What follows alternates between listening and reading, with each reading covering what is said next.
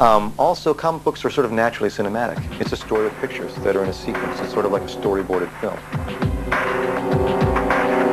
To transform Spawn from comic book to feature film, DePay will need all the visual effects techniques he can muster, including computer animation, a 14-foot-tall animatronic puppet, and special makeup effects. So again, you might want to have your brow up before you get angry. That'll emphasize it. Good, good, good, good. The role of Spawn is played by Michael J. White, seen here beneath layers of makeup and the rubbery facial applications known as prosthetics. When you're normally on set, you can, you know, your energy can be zapped and you could be lethargic by the time you get in front of the camera. So in this case, since I had something helping my energy to be zapped, I had to then really pull back and just be stagnant in between takes. Supervising his daily transformation is Greg Nicotero of KNB Effects. When we do the prosthetics, we do them in individual pieces. If it was all one piece, like, you wouldn't really get much of an expressive range out of it. Okay, now let me see you move your face now. Why don't you say some lines, do some expressions. Just sit right back, and you'll hear a tale of a fateful trip that started from this tropic. Regrettable deals with the devil, like the one made by Spawn, are a recurring theme in movies. Director F.W. Murnau's 1926 masterpiece, Faust, is the story of a physician who bargained with the devil.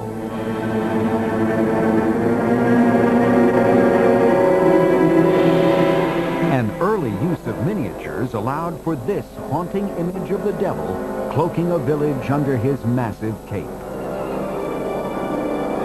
Faust set the standard for future filmmakers who would utilize advances in special effects to further explore the underworld.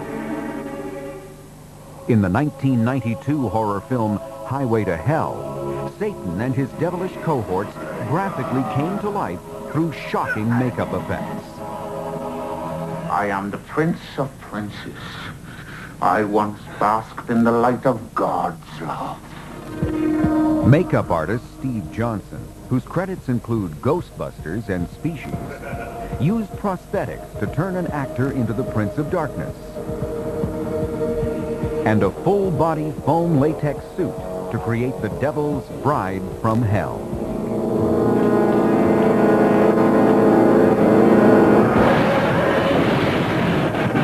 In Spawn, the forces of hell are brought to life in the form of Violator.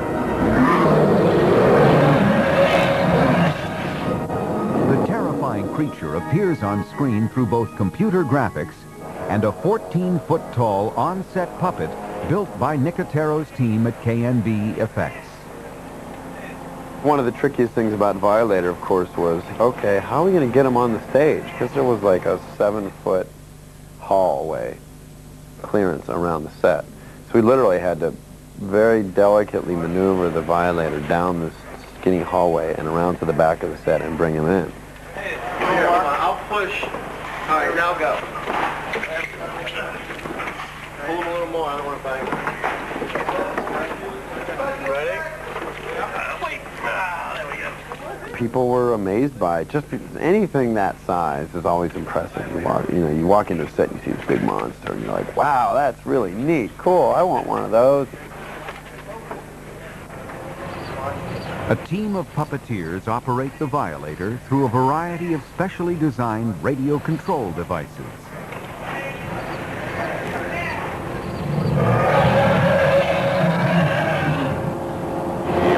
This gotta go up. For a scene where Violator grabs Spawn and shakes him in midair, the KNB team decides not to use the huge puppet's hydraulic arms, which could pose a dangerous risk to the actor. Instead, they will use a separate pair of insert arms operated by puppeteers. Sorry, Dick. Anytime you're dealing with a hydraulic creature, it's literally like a giant forklift. I mean, it's so powerful and so dangerous. There were times when they wanted both arms to come forward and grab Spawn, and I said, well, that's impossible, because if it doesn't not puppeteered correctly, it could literally crush the actor. In order to make the effect work, the fingers of the insert hand are wrapped around Spawn and then tied together. Thin cables will lift him off the ground as the puppeteers raise the arms from behind. Okay, here we go. Hold on. Spritzing. Get it set. How's the smoke, Jonathan? Speeding, raining, lightning, and action. Struggle and lift. As Violator roars to life, it's not the devil's doing. Rather, it is the engineering and artistic craftsmanship of KNB Effects that brings modern-day movie magic to the ancient conflict between good and evil.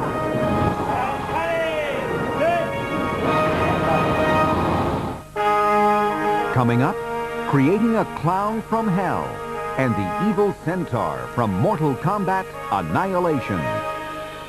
Action. On the set of Mortal Kombat Annihilation, the forces of good and evil compete in a tournament for control of the universe. Cut. Cut it. Based on a popular video game, the film features an evil centaur, half man, half beast, that is brought to life through a combination of live-action footage and computer graphics, or CG technology. The effects team at Threshold Entertainment begins by shooting test footage. This might look like an old vaudeville routine where two actors play the front and back ends of a horse, or in this case, a centaur. But the job of these two performers is to provide realistic movement that will later be translated to a computer-generated version of the mythical creature. The process is called motion capture. What we do with motion capture is, of course, we build the basic structure of the 3D character in the computer. You build their skeletal system. Basically, you need to know extensions from one joint to the next, create a muscular system, put skins on it, just like you would a human, and then you have a CG character in the computer, but it doesn't move. And with the use of motion capture, we recreated the actual moves of what we think a centaur would move like. Motion capture works by attaching sensors, which look like ping pong balls, to strategic points on the actors. During takes, the sensors are recorded by infrared cameras surrounding the set, and their movement is replicated inside computers.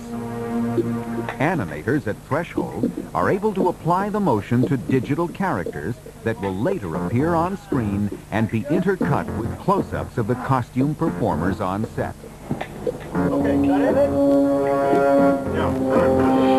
While filmmakers use visual effects to bring hell and its dark forces to life, others find examples of hell right here on Earth. University of Arizona professor Alan Bernstein has written a book and teaches a course on hell. A concentration camp would be the best example of a hell on earth that I can think of. But there are many others.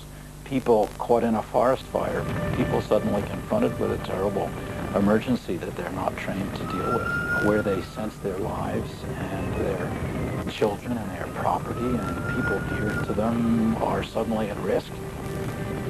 Hell is also inside us in the sense of depression, despair, the dark forces that make us lack confidence and feel that we're not strong enough to do what we ought to do. Bernstein says the earliest references to hell date back to about 2400 BC. Hell doesn't come from one place in a culture. It seems to emerge from people's sense that there's no justice in the world, and they wish that the tables could be turned. The English word hell originates from the Norse goddess Hel, spelled H-E-L, who ruled over the underworld in Scandinavian mythology. Most cultures depict the ruler of hell as the devil, complete with horns and other animalistic qualities. What they basically represent is bestiality.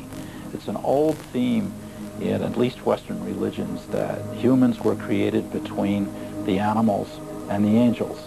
So if you want to show an angel who really went wrong, you show a celestial being with furry legs and horns and cloven hoofs and a serpent's tail. Or, in the case of the movie Spawn, you represent evil through a demonic clown from hell. My breath offend you? My hellish breath? One big surprise to moviegoers may be that the squat, obese clown assigned by the devil to torment Spawn is actually the normally proportioned actor, John Leguizamo. It's a Spawn workout video. On the clown program, I lost 20 pounds. I was really thrilled to see what could I do with this, become this whole new creature, and it was amazing. I was in my trailer just staring at myself going, who am I? What am I? During a daily 3-hour ritual, Leguizamo transforms from mere mortal into clown.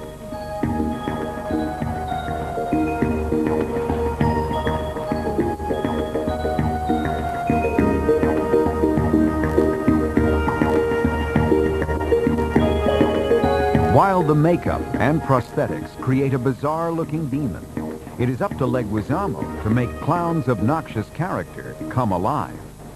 What I had to do was study the comic book a lot and rip out all the pages and study them in the mirror and try to do the faces and see what kind of character would come from that. The adorable clown. The coy clown.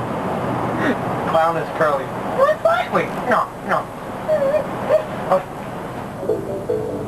Final touches, such as a set of ghoulish dentures, blood-red contact lenses, and an obese foam latex bodysuit, complete Leguizamo's conversion to clown. I am short, fat, and ugly, and that's how I feel. Okay? And action. Violator 1, Spawny Boy 0. John Leguizamo's ability to find the outrageous aspects of clown within himself, along with KNB's inventive makeup effects, have resulted in a devilish villain that transcends the comics and possesses the big screen. Go on, get out of the way, you annoying freak. I'll slap you silly. Next, we'll reveal a hellacious visual effects secret. Saturday, me and Spawn. Madison Square Garden. I guess I'm gonna have to refresh your memory, Amnesia Boy.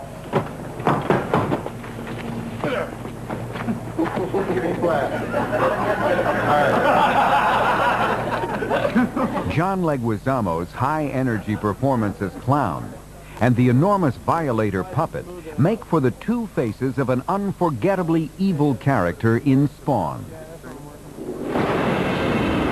And the transformation from clown to Violator is perhaps the film's most amazing visual effects sequence. The shocking metamorphosis is the result of digital animation created at Industrial Light and Magic, or ILM. The scene's earliest planning begins here in the art department. Visual effects art director Scott Lebrecht makes detailed pencil sketches of how the transformation should look. I wanted to make sure that it was a, extremely violent transformation, or something where it looks like he was in pain, or that, he's literally giving birth to himself. So that's why I specifically asked for things like the horn bursting out of his back, the very first thing that happens at full size. The animation team recreates Lebrecht's sketches inside the computer, beginning with digital versions of each character. But the difficulty is getting from the short, round clown to the tall, spindly Violator. To accomplish this, ILM uses their own software that actually reshapes and scales down the geometric proportions of the Violator to the exact shape of the CG clown model.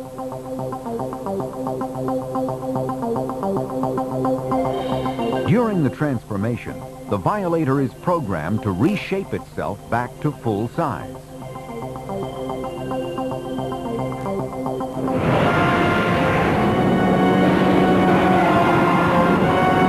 Clown's spectacular mutation into the deadly Violator is but one of the highlights of ILM's contributions to Spawn.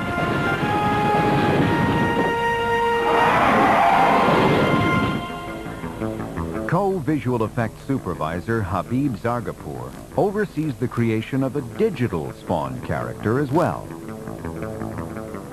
Most of the scenes we did with digital Spawn were because an actor couldn't perform those tasks. For example, being beat into the wall or bashed into the ground or thrown about, which is why we were doing him as special effects.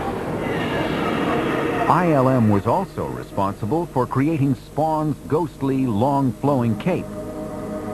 Just really not physically describable, but it's almost like an emotional statement of what he's feeling.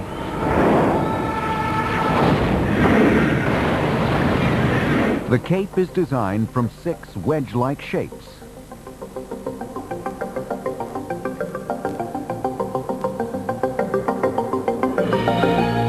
Later, a software program called Dynamation is used to give the cape its cloth texture and the ripples that are generated as it floats through the air.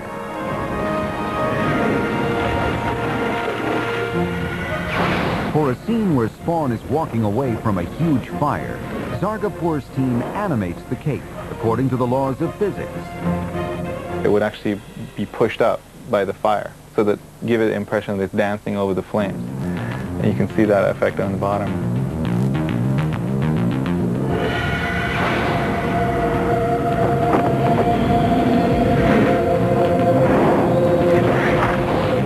In one shot, the animation team even included subliminal details, such as the reflection of a cross dancing off the cape. We inserted the shadow of a cross here. You can see it right here. And if I start playing it, you can see it dances around on the cape. It gives it more interaction between the cape and the set.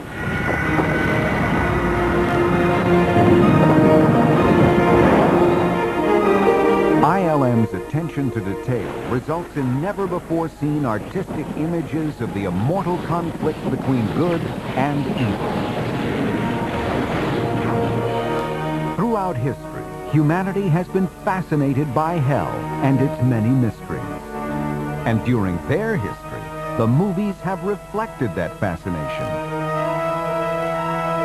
From the silent era's Faust to the fantastic conflicts of Mortal Kombat and the unforgettable demons of Spawn, Hollywood has shown us a world we hope we'll never see. I think hell will be around for a long time in our minds, certainly in our literature, in our popular culture, in our films, and there's no question of it going away soon.